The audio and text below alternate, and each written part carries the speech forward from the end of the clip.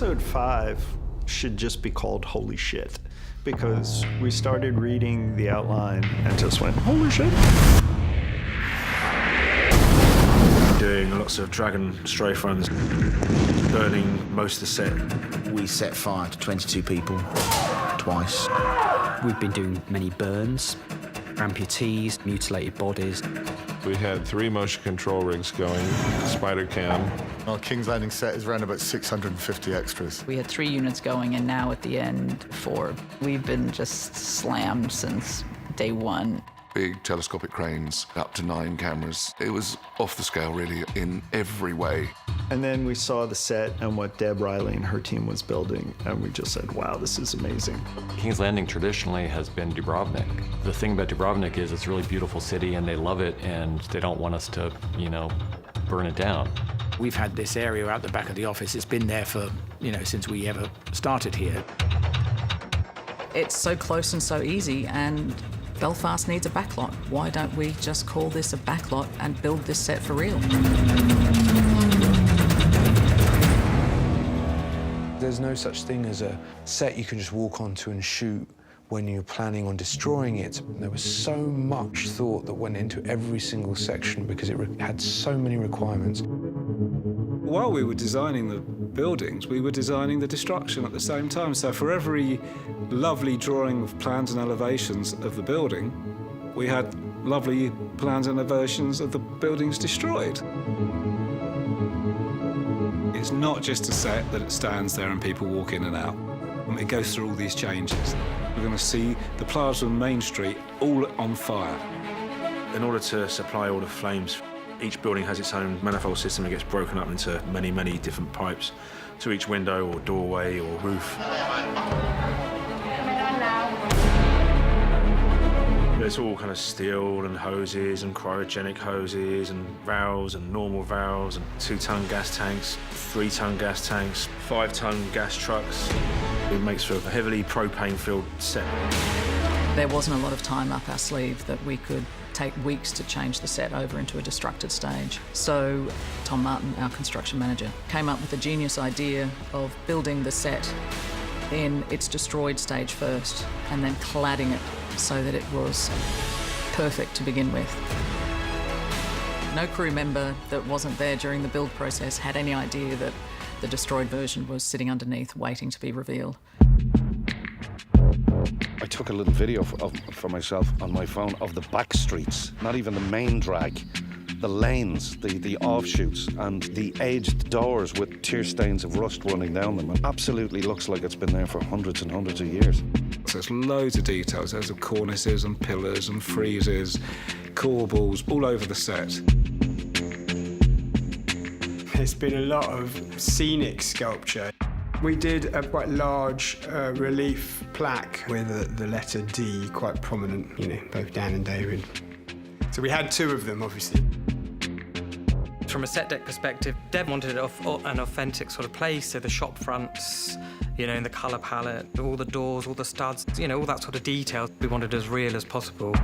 It's shocking when you go behind one of these doors and you see scaffolding, because you really think you're in these places. Nicola and I said the other day, we'll never be on anything that is this vast ever again. They've built Croatia, and not like a street, they've built like 17 streets and alleys. It has its drawbacks because it's right in the middle of the city. The King's Landing set was sprawling within Belfast within view of a number of raised buildings. We had an unprecedented number of drones, paparazzi attention, people just following the show around and trying to get a sneak peek. What we didn't want them to see was get the view looking down the King's Landing street. So we stuck up a 5-high container wall, and that problem died down pretty quick after that. One of the great things about going to Dubrovnik was there was a reality there that it was impossible to recapture with a set. And this year, Deb recaptured that reality with the set. It felt like you were wandering through Dubrovnik, but we were in Belfast. We were in a parking lot across from the Harlan and Wolff cranes. It was just, her crowning achievement.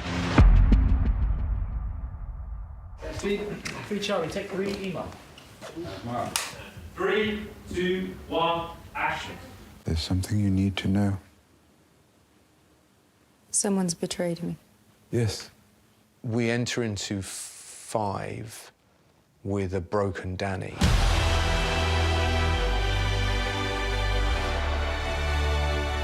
Jon Snow. Varys. He knows the truth about Jon. He does. Because you told him. If Jon hadn't told her the truth, if Cersei hadn't betrayed her, if Cersei hadn't executed Missandei, if all these things had happened in any different way, then I don't think we'd be seeing this side of Daenerys Targaryen. I, Daenerys of House Targaryen, sentence you to die. What? That Tyrion betrayed Varys? Tyrion is responsible for Varys' execution? They're best of friends. Not really.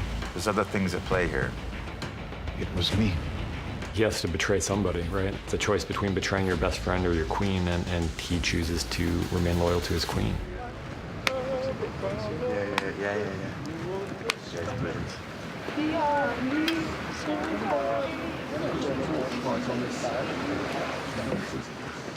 Boom, just chilling with the harmony, mate. That was very nice. That was good. They were the harmonizing. Okay, here we go, guys. Shooting. Sea marker. Action! It was scripted that he puts his hand up to touch Varys. What Connolith did that I really liked is his reaction, which was shock. He did that this one time, and I said to him, why did you do that? He said, well, he's never been touched before. And it was cool, and it was just suddenly like, wow, okay, it made lots of sense. It was like suddenly he was being touched, and this is not a man who's ever been touched. Well, it was one of the first scenes we shot. We got to a certain point, and then it started raining, and it started pouring, and then basically the only time I've ever been on Thrones where we got shut down because it was torrential rain. And then we went back and we reshot the wides of that scene, and then we realized that we owed all the parts from one side where you have the dragon behind you. So basically, it was shot over 7 months, and each time, poor Connolith had to kind of show up again. Varys had to just stand there going, okay, I guess I'm dying again. Dracarys. We thought it was important in the Siege of King's Landing that the good guys not be good guys anymore, and that the lines between good and bad and right and wrong get erased. We mirrored a lot of the Battle of the Bastards shots, but instead of having the Boltons be the invading army, we had the Allied troops. There's a shot that pulls up behind Jon and reveals the Bolton army for the first time in Battle of the Bastards. We do the same thing, but from behind the leader of the mercenary group. What we need to understand as an audience is that these people have come here for blood.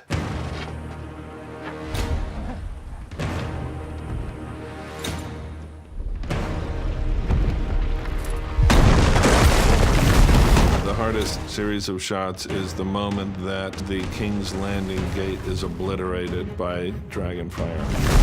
It's covered by 8 cameras, one explosion over all of these camera views. Each camera view is carrying the explosion further. The complexity of breaking not only the gate, but destroying the wall, wiping out the people, getting the fire element, big enough to travel as we needed it to. Then there was this whole series of live action components. Harry Strickland's horse that gets annihilated. 3, 2, 1, action! A Real Gold Company and Digital Gold Company.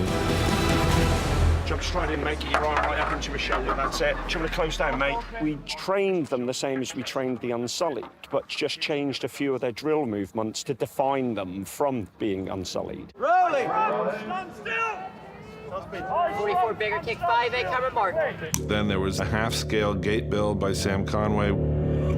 The half-scale gate explosion. We've been building out of basically biscuit foam and balsa. We're going to be blasting it out of the way with many air mortars. 3, 2,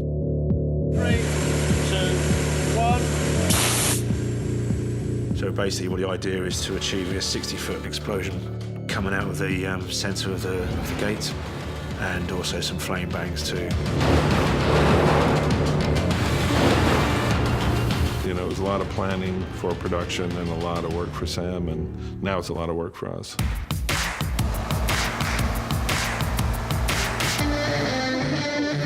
Don't fall on him. Don't drop the fire extinguisher on his head.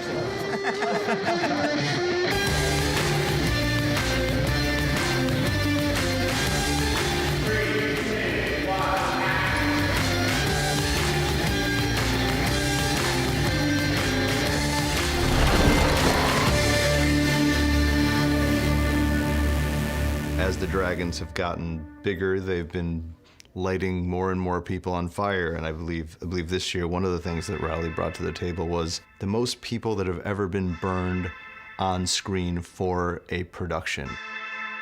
Yeah. You good with that? Yeah, that's fine. That's the director just locking my head off. He doesn't know what he's doing. I wish he wouldn't touch it. The 22 burn is actually 44 burns. It's 2 halves, and 5 of the 22 were full burns but with no masks. When the time comes and the call's given, there's a process of getting them ready. They're all wearing 2mm wetsuits, covered with 3 layers of Nomex race underwear, soaked in Zell gel. On top of that is a race suit, covered with a boiler suit, and then a costume. And then they have silicone masks on and gloves on. What we essentially did was we lit the 5 guys manually, and then we detonated 17 Tamars, which are basically gas camping canisters inside metal cages, and they create a 15-foot fireball. 3, 2, 1, action. 17 poppers go off amongst all the full fire jobs, yeah? Then 3, 2, 1, action. Everybody reacts forward. The full burns go on the A of action. The partials go on shun. These guys go after I've finished saying the word action. Okay, so we get a tiny ripple effect. We'll do a rehearsal. When he first lit me up, my trousers are quite baggy, so they've spritzed me with IPA, so there's some fumes in there. I remember bending over, and they lit me, and it just went. I thought, God, that's hot. I'm hot already, and we've not even started to count down yet. We're rolling, guys. Rolling. Have a good one, boys. 3, 2, 1, action!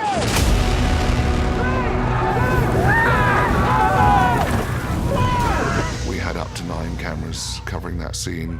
It's extraordinary sensation as well, filming it. You know it's fiction, but to see that many men on fire, I found quite distressing at times. I remember the smell. It's horrifying.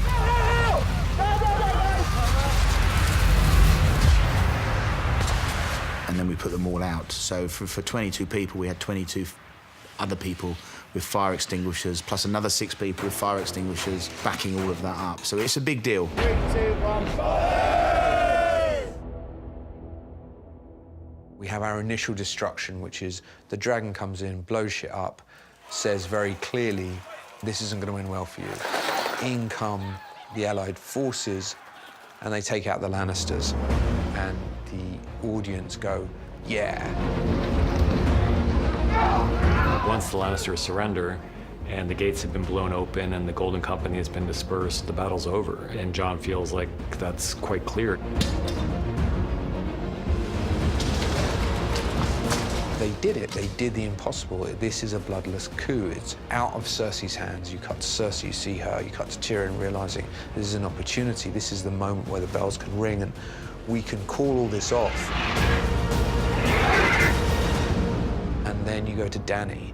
She feels empty. It wasn't what she thought it was. It's not enough.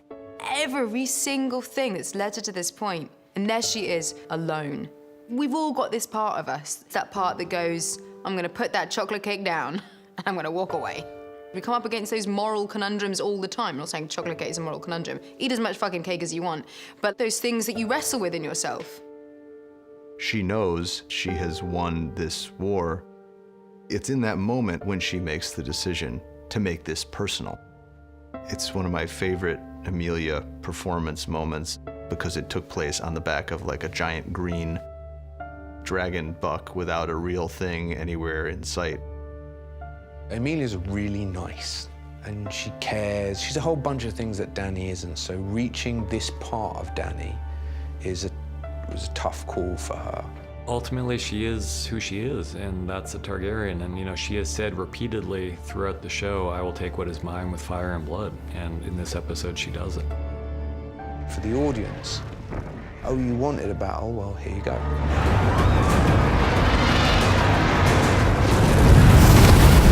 Drogon's fire blasting does a lot of damage. I mean, he's not Godzilla, but we're heading that direction. Cameras rolling, effects are hot. We're set on 3, 2, 1, fire.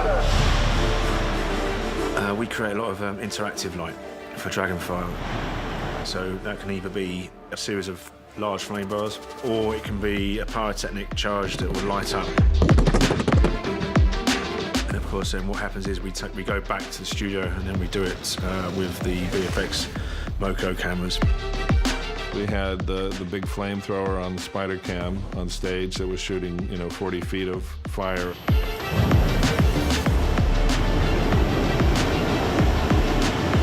And then we do also the impacting on the ground. We do that as a half-scale model shoot, pyrotechnic charge that goes along.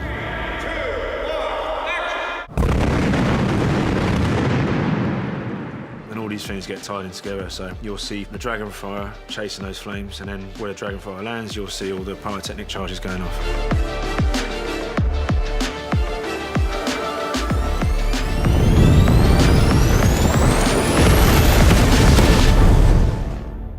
The place when she takes off and starts burning the city, and when the Unsullied on the ground and the Northmen on the ground take that as their cue that anything goes. That should be enough, guys, but it's not. Just up ahead, everyone looking up, you can see the dragon coming down, and it fires on the city. And go Grey Worm.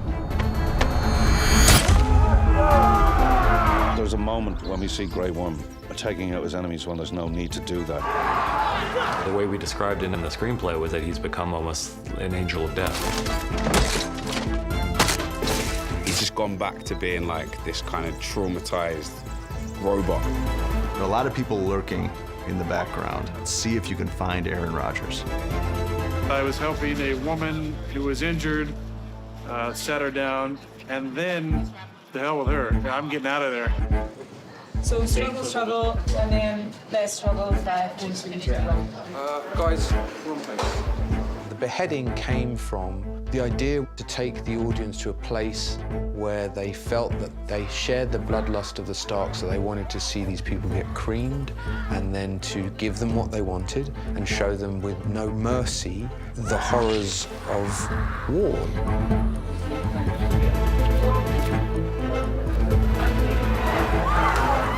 And at that face-off, in that moment, you're with John more than anybody else. Interestingly, when we were editing it, there was a mistake made at the moment that it goes to slow motion. And sound cut, and I was like, oh. And suddenly I was riveted. And that nothing letting me off the hook from seeing what he's seeing and experiencing what he's experiencing. And there's a great shot that Miguel got. You just have the Lannister soldier who's guiding the civilians of King's Landing to safety. And the good guy in this shot is a guy in bad guy armor. And the bad guys in this shot are the ones who are doing all of these horrific things. If 3 was the final battle between good and evil, 5 is what have we become. It's all got a bit bleak, hasn't it? It's quite bleak. This season's really bleak.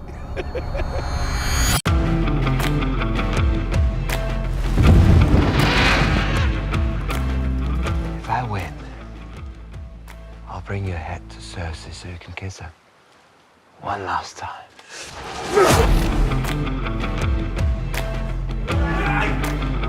Finally, after 15 years of being colleagues, I've given 2 days to kick his ass. The time for gentlemanlike fights are over. The idea was it was a slugfest. It's gonna be very funny for Denmark because 2 of their actors are gonna fight it off. The Dane Bowl. It's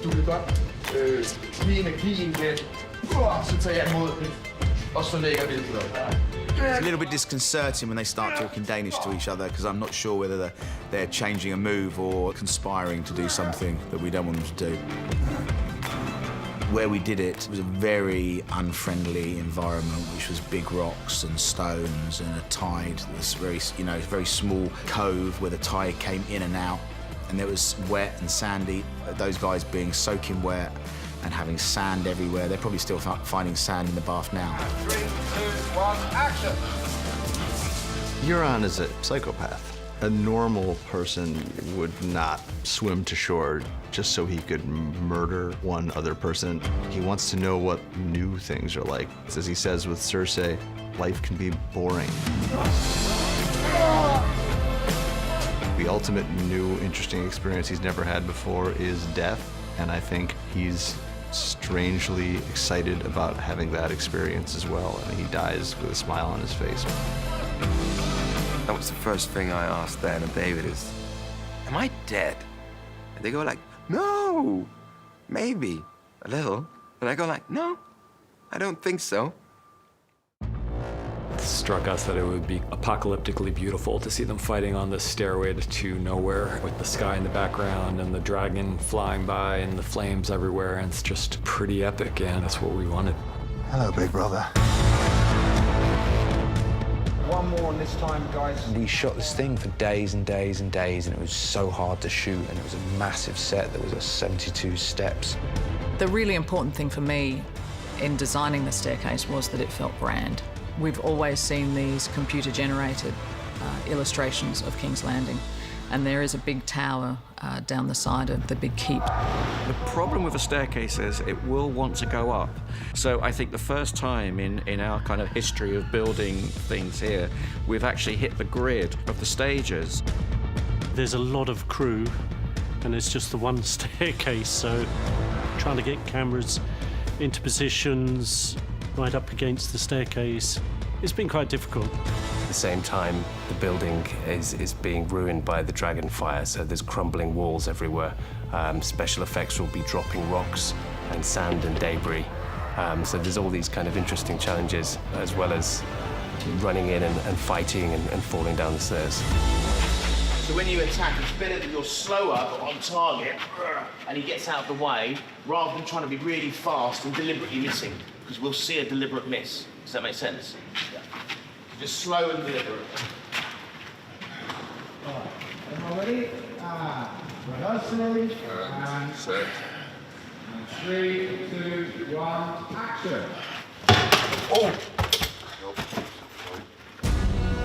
And the way we tackled it was we put one very big crane on the inside of the circle, on the inside of the staircase, which could reach any point on that staircase.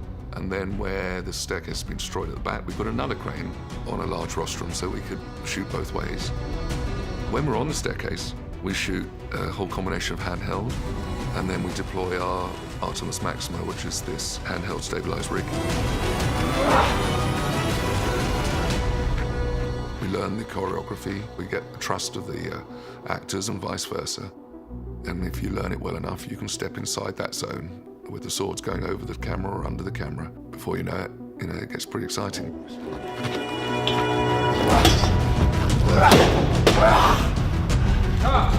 Yeah, that fight was brutal. It's brutal to watch, but it's brutal to shoot as well, because for Hafthor, he's wearing so many prosthetics. Hafthor had to wake up at midnight to get ready for an 8 a.m. call. 7.5 hours of makeup, and then he had to do a 10-hour day. They were hard. They were hard work. When we read the scripts, we realised that there's this big reveal. And another step. Fuck it, just pull it off. So the last time we'd really seen Mountain from the hands of our work was season 4. He was lying on the slab, and he had this whole rotted, kind of ulcerated area on the side of his torso. So that was really the only springboard we had to the design. They kept referring to him as Franken Mountain. And we just came up with this kind of putrid, almost porcelain-looking. It was this Frankensteinian-looking figure. Hafthor won World's Strongest Man this year. We got him really late because of that as well. So we basically used his strength to throw Rory's character around, and he had a really big day where literally he spent the whole day being thrown into walls. This isn't a trained stuntman. This is a guy that smashes stuff up. And 3, 2, 1, smack him against the wall. Cut. Rory was like, sometimes we thought he was dying on the stairs in between takes, literally. Everyone okay? For a big man, you're very gentle.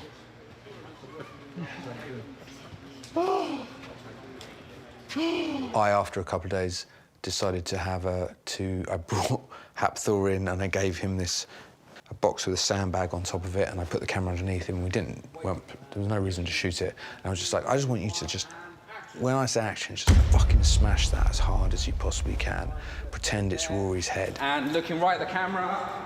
And he was just like going like that when we were shooting in slow motion. 3, 2, 1, and action. And one more time. And 3, 2, 1, and action. Great. And now this time, just... And I just got all his anger out so that it was all done, and then we went off and did the scene. We're going to do a 30-foot fall where Julia takes off Mike, the stunt double for the mountain, into a box ring. For two really big guys and one of them going off backwards in full prosthetics, it's getting the wall right that's the difficult bit, is because it's meant to be like 4 foot thick. It will be a couple of feet thick, but it's trying to get that to look right. There are many times when we're planning a season and, you kind of have to avoid giving the audience exactly what they want because then things start to become predictable. This is a case where we wanted the same thing. We've always wanted to see these two face off, and they finally did. Ready, ladies and gentlemen? Here we go. Yep. Here we go. You needed a perspective to carry you through this horror. We thought Arya was the best person to use for that purpose. I got a call from Miguel. Basically, he was like, I can't tell you anything, but you know what we did in Bob? I was like, yeah. He was like, we're going to do that, but with you. And I was like, okay. It was meant to be ultimately come across as a 7.5-minute non-stop shot where you follow her on the run. We've practiced this many, many times. We've spent a whole day, 2 days practicing this shot already with Arya and with all the stunt team and all the extras we require. Little boy, back, down the stairs, round. Gonna really throw away the girl coming out the window. That's me. 69 Apple, take 6, 48 frames. 3, 2, 1, action! From a camera perspective, it took us an hour to figure out how we're gonna move the camera. It's all the other stuff that goes on in the background, and we've got a great special effects crew who, put in smoke and flame bars and lots of extras. Every single extra you look at will have each of their stories, so, I think that's what makes those runners so intense. So I think definitely when you came in here, that thing, the first time I looked around, I said, fuck, I'm fucked. Fuck unless I get out of it. How to get out of it? Go this way. We've got all sorts of air mortars going off. And she gets picked up by the crowd. And she is just cannon fodder because Danny is bombing the city. I've decided on this journey to a new life, and I might not even make it out of the gates. We want the audience to think that she's dead for like a second, but audiences are too smart for that.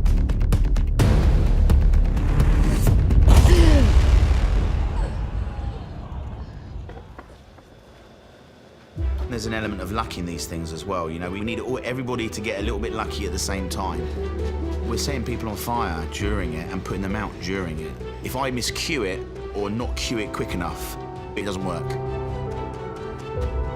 There's any number of things that can just make the take not as good as you would hope it to be. And they typically take 10 takes to get. Delta mark, 48 frames. Bravo, 69, Delta, take 1 on the end.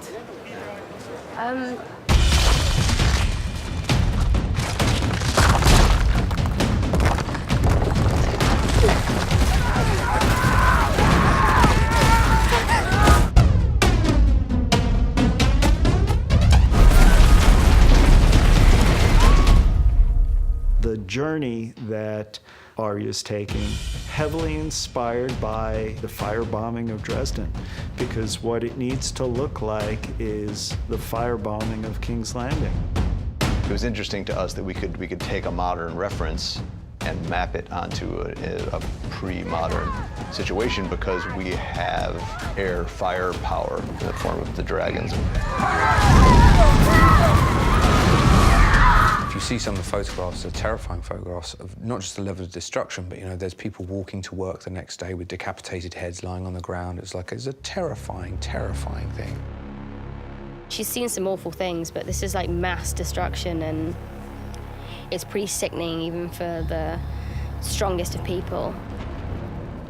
We've been doing many full body burns, some with negative space, some crushed, sort of mutilated bodies, extras which are amputees, and we've created severed limbs. So we've had a team of about 5-6 people on a day-to-day basis.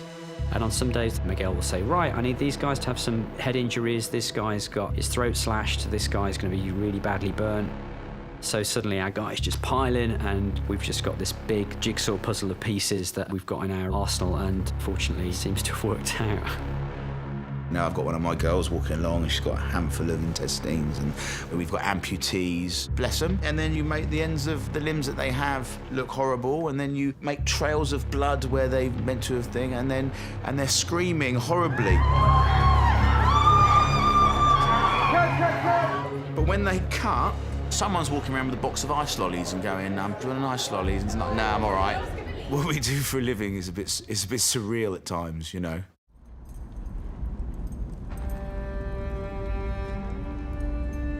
It was originally shot to be this really long oneer, and it was actually a decision that Miguel and his editor Tim Porter made as they were cutting it, that intercutting the Clegane Bowl and Arya's escape was actually much more emotional and effective than having this 12-minute long oneer and then the fight as 2 separate pieces. All she's left with is the sound of burning people and the smell of burning flesh. And she sees a white horse because it's symbolic and beautiful. And then she hops on and gallops off and makes it out of the city.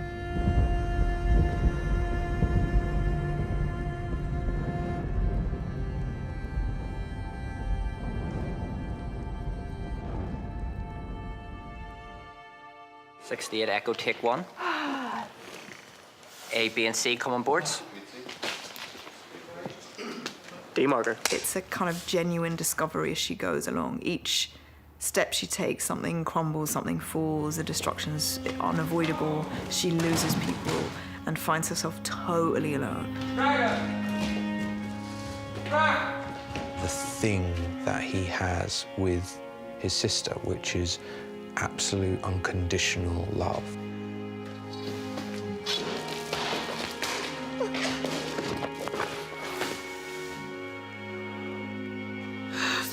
He came back for me. He goes back to her even though he knows that she's going to die. He goes back to her even though he knows that she'll never surrender. He goes back to her just to be there for her. He almost goes back to her, I would say, to prove that he was never going to leave. The skull room, unfortunately, had to be recreated because in order to destroy the space, we had to build it. And then a lot of bricks were brought in for it. And we had some big architectural pieces made as well. The great thing was I had all of the information about the space. We had already measured it and drawn it. I had all of the photographs of it. One of the lessons that I learned very quickly was a pile of rubble isn't very interesting unless you have identifiable architectural pieces that can sit in it and an audience can identify with having fallen from that building. The escape route is blocked and there is no way out. And now we're talking seconds, and she's panicking. Please don't let me die. Please don't let me die. I don't want to die. Take me, please. Look in the eye, don't go away. Please don't let me die, not like this. Look at me. There's a helplessness from both of them and a sense of loss that is the strangest feeling to experience with them because, you know, Cersei is one of the most horrendous characters committed to film. And yet somehow at the end she's just a girl and she's just scared and he's there to comfort her. Just look at me. I don't want to die. Nothing else matters. Just us. Only us.